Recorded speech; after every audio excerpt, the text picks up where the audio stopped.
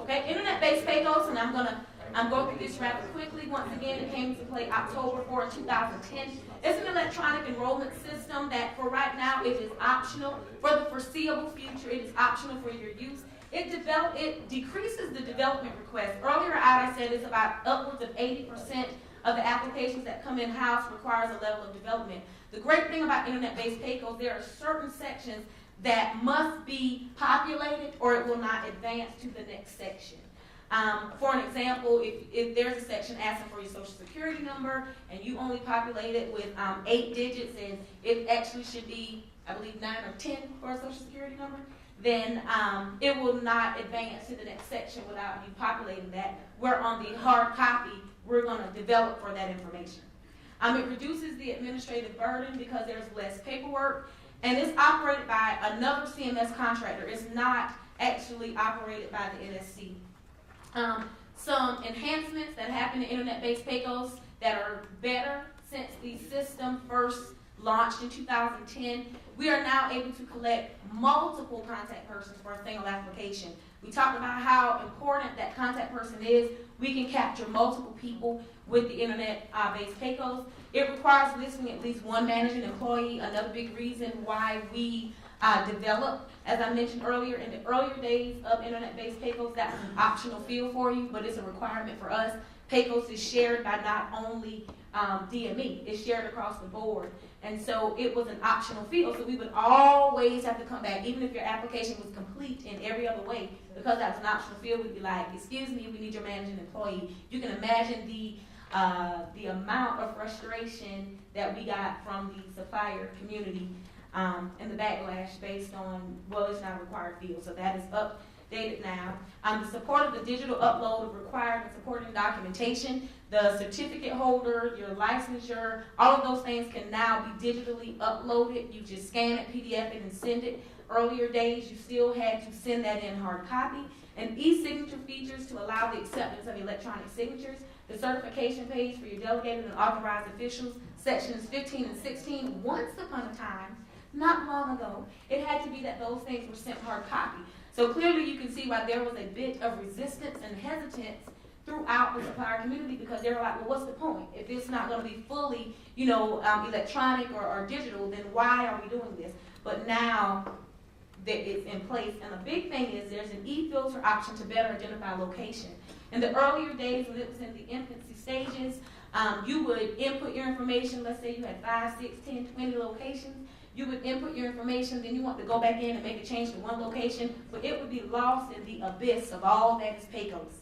Now there's an e-filter option that is identified by a geographic trigger, so you put in that information and you go specifically to that location. Seems pretty basic, but it was missing the first time, so now it's there. So all reasons to go back and revisit pay-goals. Who to contact for help? To report system and navigation issues with pay-goals, you're going to contact the EUS help desk. My rule of thumb is if it is an issue you would have, even if you were completing the hard copy 855S, you call us in customer service so that we can help you.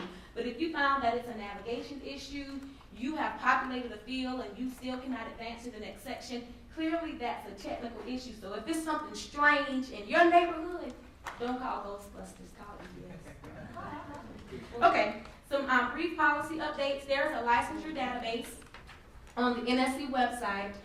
For your usage, there's a What's New button. So if there are any changes that we're well aware of regarding licensure changes, other things that are needed, because some positions have separate DME businesses just aside from what they do with their own practices, and they need to know about additional licensure, things that are actually going on, what's new.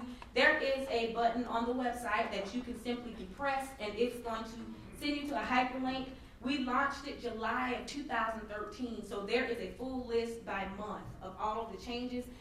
It would appear to be that it's a month old. I'm responsible for updating the website, so actually before I left the office this week, I put up the October changes, but that's only because it's a collective list of everything that happened in October.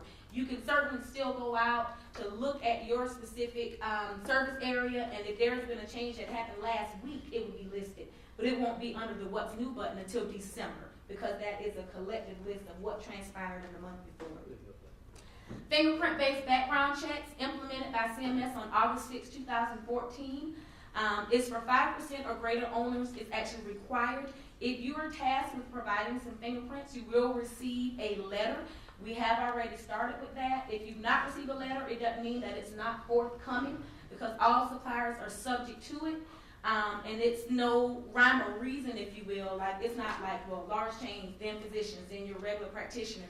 It's a, I don't want to just say it's a hodgepodge, but there are, hold on one second, I recognize your hand. But 5% or greater owners are required for fingerprinting. It's a fingerprint-based background check. It depends on who you're actually going to have your fingerprints made. It's going to depend on the cost associated. If your state has already required for you to be fingerprinted, will you have to do it again? This should be one time as a charm, but I don't know how the information is shared between your state and Medicare. Certainly, if you can go back to the original source where you have those fingerprints, like in the event that you get the letter and you just go back to them and, you know, they provide those results once again, you won't actually have to go back through it. I'm not certain if, I'm sure Medicare will accept it if it's from a bona fide, you know, organization, a state agency or the like, whoever actually did the fingerprinting for you. But as far as if that agency will automatically share it with Medicare without it, I'm not sure about that. But that's a great question.